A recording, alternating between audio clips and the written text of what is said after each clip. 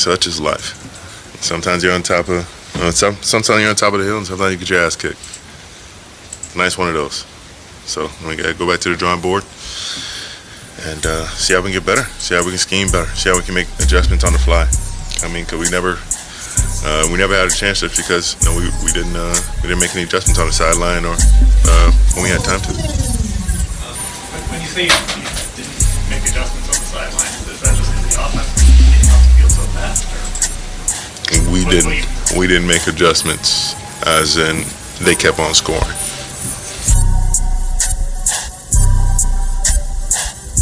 Analytics as usual. What's up with it? It's your boy Jason Vine on another Analytical Breakdown session. It was a gruesome loss in Foxborough. Cleveland Browns lost 45-7, and it was a terrible game all the way around. What I'm going to talk about today is the lack of adjustments. From a coach's standpoint, we got out schemed, outmanned, all the way around. It was just a total Joe Woods and Stefanski failure. It don't look like we was prepared at all. So I am going to dive heavy into why we lost, how we could prevent this from happening again, and what we need to do as a football team to go forward if we want to make the playoffs. It looks foolish for someone to wear winter coats or dress warm in the summertime. Probably seen a note of somebody wearing a triple fat goose in 90-degree weather because obviously they have issues going on. People that struggle with this trend as well as the teenagers. For some bizarre reason, maybe I'm just out of touch with society, the day-to-day interactions of fashion. I'm not sure if I'm missing the boat on this one, but it'll be nice outside and they will wear a hoodie or they'll wear a jogging suit. And you know they're hot. You see them sweating and you ask them to change. Like, hey, I know you're hot. Why don't you just throw on a t-shirt or something? Because you really don't need it in this type of environment because it's sweltering hot. Even though we know they're hot, they'll argue back with you that they're not hot. That leads me to Joe Woods. We have a lead and he fails to make the adjustments of coverage sets. Joe Woods, that's the defensive coordinator for the Cleveland Browns. He's the one that calls the plays on the defensive side. That is the man responsible for where the alignments, the personnel, everything associated on the other side of the ball. This is the guy that you complain to. And he has a history of failures to make changes, or he decides not to make the adjustments for whatever reason. I don't know, but it's starting to get out of hand. Failure to make adjustments, thinking his way is always going to work, and really being arrogant to think that the opposing team won't catch on to this, won't be aware of what you're doing and counter your moves, because that's what defense is. That's what NFL is. It's chess. I move here, now it's your move. And we go back and forth until someone's checkmate. This guy feel like they have the winning formula and refuse to accept any type of feedback from someone. That their way always works. It's always going to trump advice. They won't accept advice, won't seek advice, and most importantly, care less about advice. You got to be able to adapt, to change your ways. I've seen countless of times we've played against the Titans last year, and we were up, I believe it was 35-7 at halftime. And the Titans ended up coming back, and we won by a touchdown. He did this with the Bengals. The Bengals ended up coming back on us. Did this with the Steelers in the playoffs, even though it felt like we was up 45-5 in the first quarter. But Big Ben constantly throwing those slants, and he ended up coming up to 500 yards in passing because he kept throwing these slants. And for whatever reason, our cornerbacks were playing a good 7 to 10 yards off the ball and allowing these receivers to catch, run, and run up the yaks. That's yards after the catch. I've seen this with my two eyes. I know you guys seen it. He kept the men in the positions that they were at. That's a failure at being a coordinator because you have to adapt to make changes. You have to coach depending on the environment you're in, on the weather, personnel, because someone may be injured. You're playing chess. This is not checkers. This is the NFL. I've seen this man not wanting to do change because he believes his way worked. Now, there's some things that's misleading. Yes, the total defense overall, number 3 in the NFL. But that's a little bit misleading because we have the talent. The skill gets you to a certain point, but then there's coaching that takes you further than where the skill or the talent that you have can get you, right? Even though we are a top 5 NFL defense, we are a 500 ball club. That doesn't even read right. If I'd have told you at the beginning of the season you're going to have a top 5 defense, you would probably have responded that you would probably be in first place or second in your division or overall in the conference because you have a good defense. But when you have the talent there, well, how are you losing?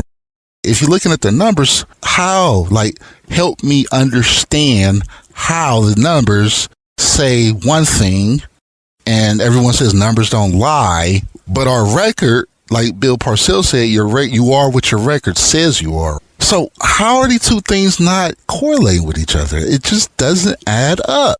And it's because of our lack of ability to make adjustments throughout the game. For some weird reason, we don't blitz. I struggle even trying to find an answer for that. I do not know why in the hell we do not blitz. That just doesn't make sense. We have too much star power on that defense to not be making adjustments, not be blitzing, and most importantly, losing ball games like we did today. When you lose 45-7, people, that just means one thing. That means they quit on you, if you want to keep it G. Our defense quit on him. Myles Garrett even threw him under the bus, admitted that the defense didn't make any adjustments. If you have your star player saying this, there's a problem, man. This is not a winning formula at all. It just isn't. Despedito, you got to be called out for this. Making the recommendations as to what plays to make, when to make them. The whole formula is based off of numbers. The numbers say, hey, a lot of defenses are going to play the run on this possession because we are 2nd and 7. So instead of running the ball, throw a quick out because there's less likely someone there to make the tackle because that's what the numbers suggest. The Cleveland Browns were one of the first franchises to go 100% analytics. A lot of teams always use analytics as far as what type of players to get, when to go for 4th down, kick a field goal versus punting the ball or going for it. All of these decisions that come up are predicted and is based off of numbers from previous events that have occurred in the same situation. That's where the term analytics, if you hear that a lot or that term is thrown around, that's what they're referring to. So the analytics say, because it's snowing outside and it's a gusty wind, we should run the ball more versus throwing the ball because that's what the numbers tell us that we should do. Or there's no elements. So instead of running the ball on this particular down, we need to throw the ball because the numbers suggest to us no one will be in this area to defend the pass. So taking that into consideration, the first drive that we had where we was just running ramp shot on them, we were running with authority. Offensive line was making big holes. I could have ran through those holes today. I might have only got us about 45 yards in total, but anyone could run through these holes because they were so massive. Dearness Johnson was having a field day. We ran the ball. We threw a couple of outs. Baker looked at efficient from a lot of the throws that he made. There was a couple he had overthrown, but the formula was working. And then we get to goal line. Now, if we've ran the ball successfully all the way down to this area that we're at currently, why not run the ball if it's 1st and goal and we are 3 yards away from scoring a touchdown? Why not just run the ball? Obviously, it's been working. Obviously, our offensive line is beating up their defensive line, but instead Stefanski caused the direct snap to the fullback. He gets stopped. End up going 3 straight downs when they went to shotgun, empty backfield. We have the number 1 offensive line in pro football.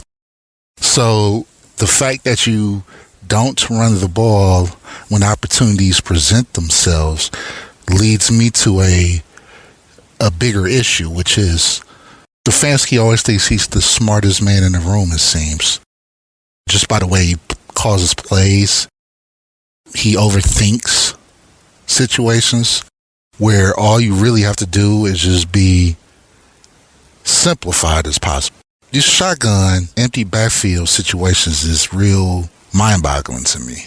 As I stated, you have Chubb, you have a great offensive line, you have Hunt, emergence of Dearness Johnson, and you still elect to throw the ball when the opportunity clearly states that you don't need to.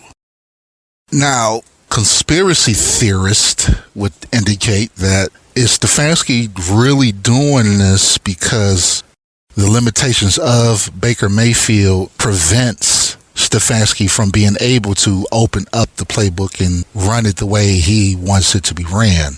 2, some would argue that he's possibly setting up Baker for failure, meaning he is preventing Baker from being successful. When he's unsuccessful, that's a good, clear ticket to get Baker up out of town because Baker's not a Stefanski guy. This is a Dorsey guy, right? And they gave him the chance just to try to prove himself to see maybe he is the long-term answer here, and he was capable of running the offense as Stefanski would like it to be ran. But we got a good over 50 games worth of tape on Baker, so we have a sample size to indicate what Baker is, what Baker can do and can't do. It's the obvious. He needs everything to be perfect in order for him to have a perfect game. That means the weather needs to be nice. Everyone has to be blocking on the same accord. We have to have a sizable lead, meaning that we would have scored on that first drive. Defense scored off of turnovers. We win those categories, then yes, but the problem rises when we have to come back. We're down 2 touchdowns or we're down 3 points and time is ticking. So our 2-minute huddle offense is bizarre in the sense that he always doing checkdowns when we're not doing plays in the middle of the field or doing some out routes where the wide receiver go down about 10, 15 yards and then break out, or allow Baker Mayfield to audible out of those plays or give him some type of flexibility. It doesn't seem like he has that from what I've observed. So it looks like he's either trying to throw a bomb 2 minutes left at the end of the game, or he's just doing little checkdowns to running backs. If you watch any other offense, Tom Brady or Justin Herbert, they'll do the little dump offs. From time to time, hit the tight end. They will occasionally take a deep shot down the field. The Browns offense runs plays that he obviously has no type of trust for the quarterback, and it showed. They trusted him. They would allow him to just open up. You know, when he first came out, one of the biggest comparisons that he used to receive was being a gunslinger similar to what Brett Favre was, because he used to just let the ball go, let it rip. He had confidence because you could see it. Now I feel like he don't trust his decision-making skills, and it comes off the way on the film, but also he's injured, not allowing him to get strength on his back foot to strengthen his arm. You know, he could wing that boy, send him throw some 65-yarders. Baker definitely has an arm, but Baker needs a lot of things to be going good for him to do good, and if it's not, then that's when the problems come. So some would say that Stefanski is purposely calling some of these plays to show leadership that this ain't it and I can't do anything with this. Set up a potential trade, because we have the assets to do a trade. We have the capabilities of trading draft picks. It's going to be fascinating. The second half of the season should be better. We do have to win an adequate amount of games in order for us to even be considering playoff implications. There's no other way around that. We have to win. We dug the hole for ourselves. We have to crawl ourselves up out this hole. We play the Ravens 2 times out of the next 3 weeks. We have a bye week next week. We play them prime time prior. One of those games we have to split on. We cannot lose both. We just can't. We have to win out. It's going to be a tough grind, but this is where we're going to really see where the Browns are as it's net check time. Also, y'all got to understand, Baker's playing for a contract extension as well, the big payday. And he isn't going to get that if he doesn't have a successful season. So some would say he's probably pressing a lot because he has to show that he is the long-term answer. And it's clear as day that he's pressing on a lot of shit he do. It shows. He's injured. And when the play calling is not in his favor, and when you are exposing him by putting him on goal line, empty backfield, and you know he has to throw the ball and you know he has tendencies, yeah, it's going to be kind of simple to pick him off or to even potentially confuse him, because once you're in the goal line, it's limited. Real difficult to maneuver. It's a very compacted situation. So when you have all of those factors working against you, and then on top of that, you're injured, it's not going to look good.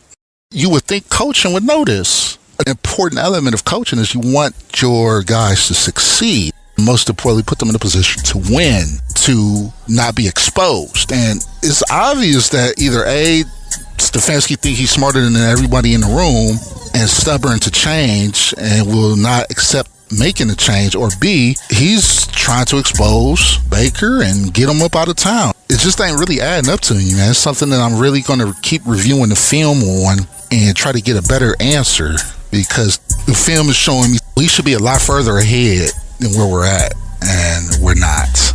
And that's unfortunate. So we will see, man, but it's your boy Jason Vine. Again, thank you for this analytical breakdown. Me being able to hopefully shine some light on the Stefanski Joe Woods debacle. One team, one helmet, one goal. Manalytics as usual.